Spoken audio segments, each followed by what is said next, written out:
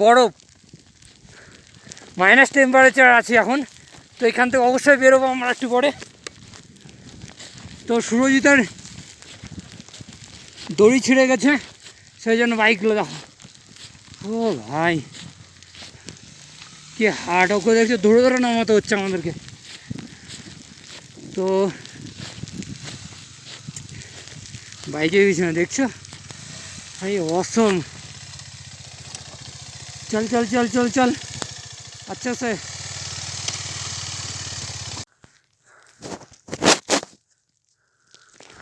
যেটা তোমরা ভাবছো যে অরুণাচল রাইড করা এত হার্ড, দেখো তোমাদের সেটা আমি আজকে দেখিয়ে দেবো। কারণ আমার বাইকটা সবার প্রথমে দেখো, দেখছো বাইকটা আমার পুরোতে একবার ভর্তি হয়ে গেছে। দেখো ও ভাই, এ দেখো পুরো প্রচণ্ড ফুল। আর এই যে আমার ক্যামেরা একটা লাগানো আছে, ওটাতে আমার 2 ঘন্টা রেকর্ডিং হবে। আর তোমাদেরকে আরেকবার তোমার পিছন ক্যামেরাতে আমি ব্যাক ক্যামেরাতে দাঁড়িয়ে দেখিয়ে দিই। তো ওরা নামছে উপর থেকে, কেমন করে চল ব্যাক ক্যামেরাতে দেখাচ্ছে। আসো আসতে,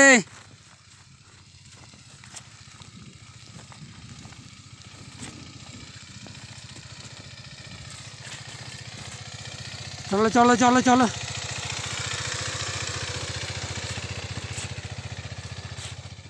আজকে আমি আলোচনা করব বুমলা পাস নিয়ে। কারণ এই মায়াবী ভয়ঙ্কর বুমলা যে সময়ে সময়ে আবহাওয়ার পরিবর্তন হয় সেটা তো তোমরা সবাই জানো। কিন্তু এই আবহাওয়ার পরিবর্তন হয় আমাদের এই 3 রাইডারের এত পরিস্থিতি খারাপ হয়ে গেছিলো। আজকে তোমাদের সঙ্গে এই ভিডিওতে সেটাই আলোচনা করব। তো আমরা ছিলাম প্রায় 4জনের মধ্যে 3জন রাইডার, 1জন ওপেনিয়ন। তো বলে দিই, সর্বপ্রথমে যে ছিল পালসার 180F, ওর নাম সৌরভ, আর ওর বন্ধু ছিল সঙ্গে। আর ডিউক 250 ছিল সুরজিৎ। আর আমি ছিলাম ইয়ামা SZ-RR নিয়ে। আর আমার রাইড ছিল ফার্স্ট টাইম অরুণাচল। জীবনের প্রথম এত বড় রাইড যে কমপ্লিট করতে পারবো ভাবিনি আমিও। তো চলো এই কমপ্লিট অ্যাডভেঞ্চারে কত পরিস্থিতি খারাপ আর রাস্তা কন্ডিশন যে এত খারাপ, সেটাই তোমরা দেখতে পাবে এই ভিডিওতে।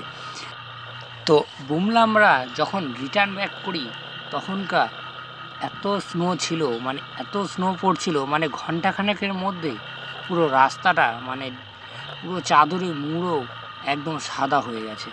শুধু একটাই কথা সেই সময় মনে পড়ছিল যে আমরা রিটার্ন বা বাড়ি আমরা কেমন করে পৌঁছবো, বা আমাদের হোমস্টেতে কেমন করে পৌঁছবো, সেটা মাথায় শুধু একটাই কথা ঘুরছিল যে আমরা এখান থেকে বেরোতে পারবো তো। তোমরা এখানে রাস্তাটা দেখো, তোমরা এখানে রাস্তাটা দেখলেই বুঝতে পারবে যে কতটা সে সময় স্নো পড়ছে। বা এখনও এই ভিডিওতে তোমরা যদি দেখো তাহলে বুঝতে পারবে যে কতটা স্নো। ঘন্টাখানেকের মধ্যে মনে হচ্ছে যে এখানে একটা পুরো লেয়ার পড়ে যাবে রাস্তার উপর পুরো। আমরা হয়তো আর বাইক নিয়ে বেরোতে পারবো না, হয়তো আমাদেরকে সেখানেই ছেড়ে আসতে হবে। তো এরকম পরিস্থিতিতে আমরা অ্যাডভেঞ্চার করছি। আর সে সময় মনে হচ্ছিল যে কেন আসলাম এরকম অ্যাডভেঞ্চার করতে। কিন্তু অ্যাডভেঞ্চার করতে যখন বেরিয়েছি তখন তো কমপ্লিট করতেই হবে। সে যেরকমই পরিস্থিতি হোক সেই পরিস্থিতির সঙ্গে মোকাবেলা করতেই হবে। তো এই কথাটা ছিল মনে। আর একটাই কথা মনে পড়ছিল যে না, যেরকমই পরিস্থিতি হোক ছেড়ে যাব না বা পালাবো না। সঙ্গে এসেছি, সঙ্গে যাব একসঙ্গে। যদি বাইক রেখে আসতে হয় তাও ভালো, তাও আমরা একসঙ্গে এসেছি 3জন রাইডার, তো একসঙ্গে আমরা যাব। তো আমরা একসঙ্গেই এসেছি, কিন্তু আমরা বাইক নিয়ে আসতে পারিনি। তো সামনে যে যাচ্ছে দেখতে পাচ্ছ, এর হচ্ছে পালসার 180 সৌরভ। আর আমি আছি এখন মধ্যেখানে, আর আমার পিছনে আছে সুরজিৎ। তো এই হচ্ছে অ্যাডভেঞ্চারের রাস্তা পুরো। তোমরা দেখতে পাচ্ছ দু সাইডে কতটা ডেঞ্জারাস পরিস্থিতিতে আমরা রাইড করছি। কারণ এরকম পরিস্থিতিতে যদি তুমি হালকা একটু ব্রেক করো তাহলে তুমি পড়তে বাধ্য একদম। তো আর এখানে সবচেয়ে আমাদের হেল্পফুল ইন্ডিয়ান আর্মি। তুমি এখানে শুধু ইন্ডিয়ান আর্মির হেল্প ছাড়া একটা পোকা পর্যন্ত তুমি দেখতে পাবে না। কারণ আমরা ছিলাম সবচেয়ে লাস্ট 3জন রাইডার, আর আমাদের পিছনে কোনো 4 হুইলারের গাড়িও ছিল না যে আমাদেরকে একটু হেল্প করবে। তো এই জায়গাতে আমাকে সবচেয়ে ভয় লাগছিল সৌরভকে দেখে, কারণ ওর গাড়িতে অফরোডের টায়ার ছিল, কিন্তু ওর টায়ারে কোনো দড়ি বা শিকল দিয়ে বাঁধা ছিল না। কারণ গাড়ি স্পিড করতে পারে সেটা তো 100%, কিন্তু আমার যে গাড়িটা ছিল আর ডিউকে 250 দেখো, এরও কিন্তু দড়ি কিন্তু ছিল না, ছিঁড়ে গেছে পুরোটাই, শুধু আমার বাইকেই দড়ি মানে বাঁধা ছিল। সেই জন্যই আমি কোনো মতে গাড়িটা Y-Junction পর্যন্ত নিয়ে গেছিলাম আমার গাড়িটা, কিন্তু ভিডিওতে হয়তো তোমরা দেখতে পাবে না, কারণ সৌরভের চ্যানেলে সে আমার ভিডিওটা আছে। তো এই হচ্ছে, দেখো এদের গাড়িগুলো কিন্তু এখন চলছে ঠিকঠাক, মানে এখন একদম পারফেক্ট। আর এত ওয়েদার কন্ডিশনটা আস্তে আস্তে এত খারাপ হচ্ছে, মানে ভয়ানক পরিস্থিতিতে চলে যাচ্ছে, মাঝে মধ্যে ব্রেনও কাজ করছিল না এসব দেখে। তো কী আর করা যাবে, তো এরকমই পরিস্থিতিতে আমাদেরকে যেতে হচ্ছিল। আর আমরা সবাই একসঙ্গে খুব কাছাকাছি ছিলাম, যে কেউ যদি ভাই স্কিড করে পড়ে যায় তো একে অপরকে হেল্প করবে। কেউ বেশি ডিস্টেন্সেও যাচ্ছিল না, সবাই যতটা ছিল কাছে। আর সবচেয়ে একটা মজাদার বিষয় হলো আমরা যতক্ষণ না মানে বুমলা থেকে বের হচ্ছি ততক্ষণ কিন্তু এই ইন্ডিয়ান আর্মিগুলোকে দেখতে পাচ্ছ আমাদের জন্যই কিন্তু দাঁড়িয়েছিল। স্যাররা বলছিল যে आप लोगों के लिए हम लोग अभी तक यहाँ पर আর खड़ा हुए हैं। তো তার জন্য বিগ স্যালুট ইন্ডিয়ান আর্মিকে, কারণ এখানে আমাদেরকে পুরো মানে হেল্প করেছে। আর আমাদেরকে ক্যাডবেরি চকলেট দিয়েছিল, প্রায় আমাকে 3টে মতন ক্যাডবেরি চকলেট দিয়েছিল, যা আমাদের প্রচুর হেল্প হয়েছিল। কারণ সেই চকলেট একসময় যে ভাবিনি যে আমাদেরকে এতটা মানে হেল্প করবে সেই ক্যাডবেরি চকলেটের। তো আমাদের কাছে কিন্তু জলও প্রায় শেষ হয়ে গেছিলো, শেষে আমাদেরকে সেই মানে হেঁটে আসতে হয়েছে। মানে এইরকম রাস্তায় ওয়েদারে তোমরা কত দূর গাড়ি চালাবে, গাড়ি চালাতে চালাতে এক সময় আমার গাড়ির লিভারচার জাম হয়ে গেছিলো, মানে ডিস্ক ব্রেকের ওখানে যে একটা, ওটাকে আমি লিভারই বলি, কারণ ডিস্ক ব্রেকটা পুরো মানে জাম হয়ে গেছিলো, না সামনের চাকাটা একটু ঘুরছিল না পিছনে কিছু পিছাচ্ছিল। আর মাডগার্ড যেটা ছিল সামনের, সেটা পুরো বরফে জমে একদম চাকাটাকে পুরো বন্ধ করে দিয়েছিল, মনে হচ্ছিল যে গাড়ি আর নিয়ে যেতে পারবো না।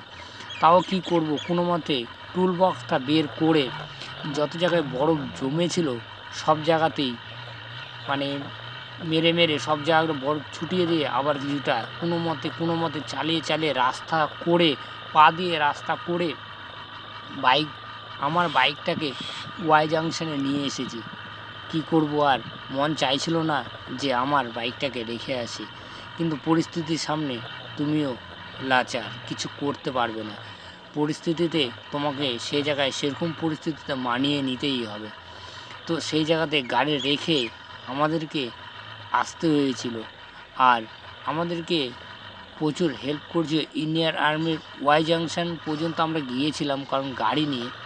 তো Y-Junction থেকে আমাদেরকে আর্মি অফিসাররা কিছু দূর পর্যন্ত এগিয়ে দেয়, কারণ প্রায় 4-5 কিলোমিটার মতন আমাদেরকে এগিয়ে দিয়ে যেখানে আমাদের মোবাইল নেটওয়ার্ক আসে সেখানে আমাদেরকে নামিয়ে দেয়। তারপর স্যাররা আবার তাদের ডিউটিতে চলে আসে।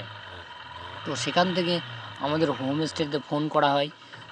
ফোন করে কোনো মতে সে হোমস্টে দাদাটা 4x4 বুলেরো থার নিয়ে আমাদেরকে রেস্কিউ করতে কিন্তু চলে আসে। তো আমাদের সে রাত্রে প্রায় 7 থেকে 9 কিলোমিটার হাঁটার পর আমাদেরকে গাড়ি করে রেস্কিউ করে তারপর আমাদের হোমস্টেতে আমাদেরকে নিয়ে যায়। তো এরকম একটা অ্যাডভেঞ্চার আমরা কমপ্লিট করেছি, মানে বুঝতে পারছো যে লাইফে মানে সব কিছু আমি ফার্স্ট রাইডে শিখে গেছি। মানে এতটা পরিস্থিতি খারাপ, কী তোমার প্রবলেম সব কিছু আমি বুঝতে পেরে গেছি। সবচেয়ে বেশি একটা মজাদার জিনিস আমার গ্লাভস আর শ্যু যেটা ছিল, কারণ শ্যুটা আমি কম দামে নিয়েছিলাম, কিন্তু ওর গ্রিপটা যা ছিল মানে খুব অসাধারণ একটা গ্রিপ ছিল।